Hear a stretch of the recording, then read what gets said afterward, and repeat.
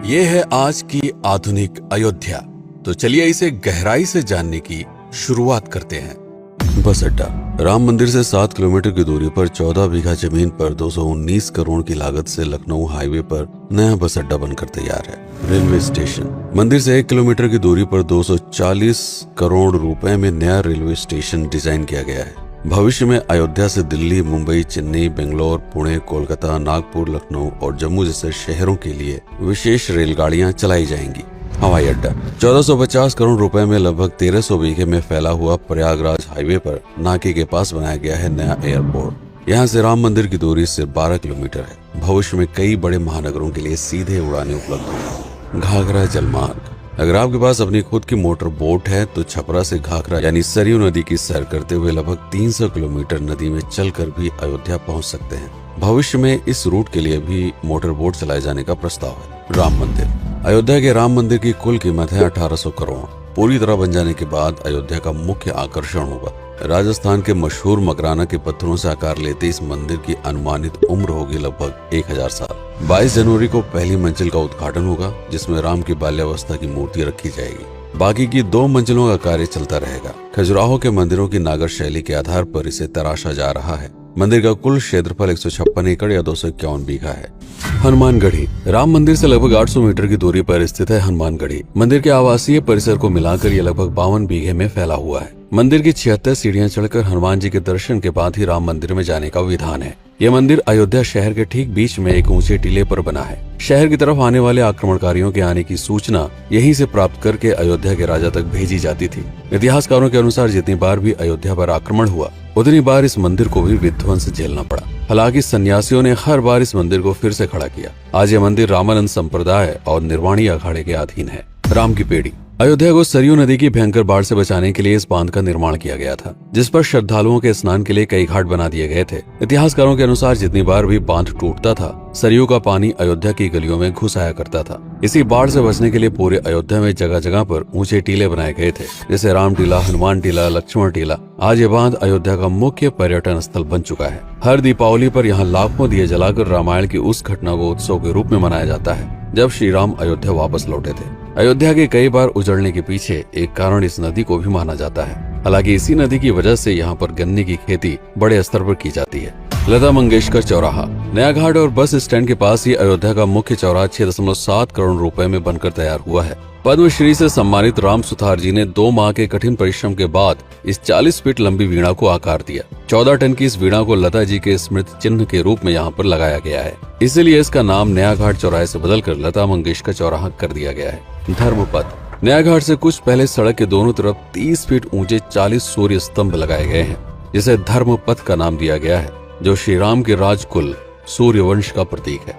दशरथ समाधि स्थल। नए बस अड्डे के बगल से एक पतली रोड कछार से आगे बढ़ते हुए लगभग 12 किलोमीटर दूर ले आती है दशरथ समाधि स्थल, जो बिलहर घाट पर मौजूद है, जिसके बारे में मान्यता है कि यहाँ पर राजा दशरथ का दाह संस्कार हुआ था। राम मंदिर के साथ ही इस जगह को भी पर्यटन स्थल के रूप में विकसित किए जाने की योजना पर कार्य चल रहा है। भरत कुंड। अयोध्या से 15 किलोमीटर दूर है नंदीग्राम। यहाँ मौजूद तालाब को भरत कुंड कहते हैं। मान्यता है कि इसी जगह से भरत ने पूरे अयोध्या का राज कार्य संचालित किया था। पर्यटकों के लिए इस स्थान को भी विकसित किया जाएगा। गुप्तार घाट। राम की बेड़ी से सरयू नदी के किनारे चलते हुए 10 किलोमीटर दूर स्थित है गुप्तार घाट। ये कैंट एरिया में पड़ता है। इस जगह को श्री राम के जल समाधि के रूप में महत्व दिया जाता है। इसके अलावा अयोध्या नगर में हर गली में कई विशेष मंदिर हैं, जिनकी अपनी मान्यताएं हैं, कथाएं हैं, विशेषताएं हैं। पूरी तरह से विकसित हो जाने के बाद नई अयोध्या को पूरी तरह से जानने के लिए, इसका आनंद लेने के लिए कम से कम 3 दिनों तक यहाँ रुकने की आवश्यकता है। देश विदेश से ज्यादातर पर्यटक भारत आते हैं उत्तर प्रदेश में आगरे का ताजमहल देखने और प्राचीन नगर काशी और सारनाथ घूमने। प्रश्न ये है कि अयोध्या घूमने और श्री राम का मंदिर देखने के लिए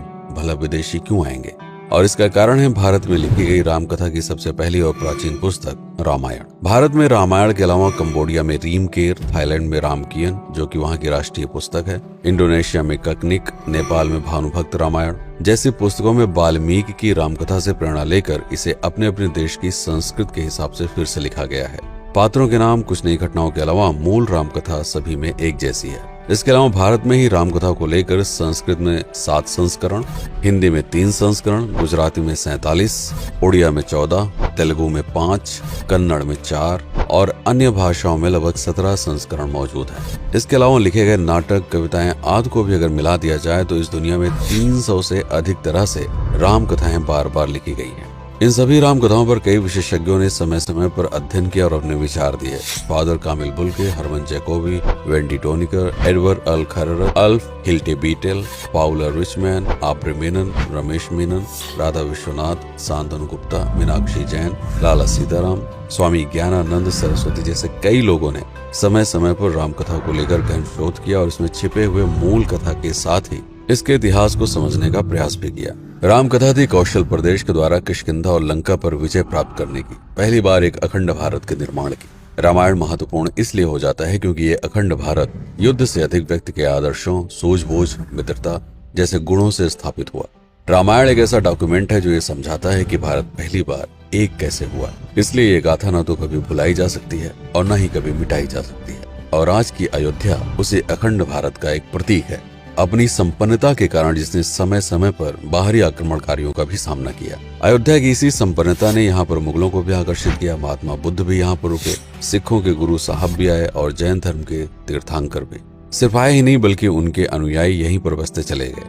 अयोध्या कितनी बार बसी, कितनी बार उजड़ी, इसके बारे में बहुत अधिक प्रमाण उपलब्ध नहीं है। सूर्यवंश के पतन के साथ ही अयोध्या का भी पतन होता रहा। बीच में कई सौ सालों तक अयोध्या मानो विलुप्त सी हो गई। इसका कारण क्या था, इसका कोई प्रमाण नहीं है। अयोध्या को फिर से खोजकर उसे स्थापित करने में बार बार राजा विक्रमादित्य का नाम आता है, लेकिन विक्रमादित्य एक उपाधि है जिसे कई राजाओं को दिया गया था। तो ये कहना मुश्किल है कि किस कालखंड के कौन से राजा ने यह कार्य किया। कुछ विशेषज्ञों का मत है कि यह काम उज्जैन के राजा विक्रमादित्य ने किया होगा।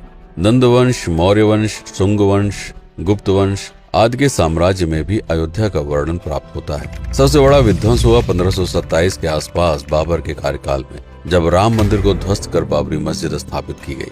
सन 1722 में बंगाल के नवाब अली वर्दी खान ने व्यापार के नजरिए से राम मंदिर से कुछ किलोमीटर की दूरी पर एक नया शहर बसाने की शुरुआत की। 1730 में अवध के पहले नवाब सादत अली खान ने इसका नामकरण किया फैजाबाद। इन्हीं के उत्तराधिकारी सुजाउद्दौला ने इसे अवध की राजधानी बनाई। 1775 में अवध के चौथे नवाब असफुद्दौला ने फैजाबाद की जगह लखनऊ को अवध की राजधानी घोषित की। रावण अहंकार का प्रतीक और श्री राम विनम्रता के सूचक। सत्ता में आने के बाद हर व्यक्ति को यह बात हमेशा ध्यान में रखनी चाहिए, सिर्फ रंग रोगन और पत्थर लगवाने से राम राज्य नहीं आएगा, बल्कि जिस दिन स्कूल, अस्पताल और सरकारी संस्थानों से भ्रष्टाचार खत्म होगा, लोगों का मुफ्त इलाज और अपनी भाषा में उच्च शिक्षा उपलब्ध होगी, उस दिन भारत उस पायदान पर खड़ा होगा जहां कभी हम हुआ करते थे। रामायण अहंकार पर विनम्रता की विजय है। अयोध्या को अगर पर्यटन स्थल का केंद्र बनाना है तो इस आधार पर बसाना होगा, राम राज्य लाना होगा, राजनीति नहीं।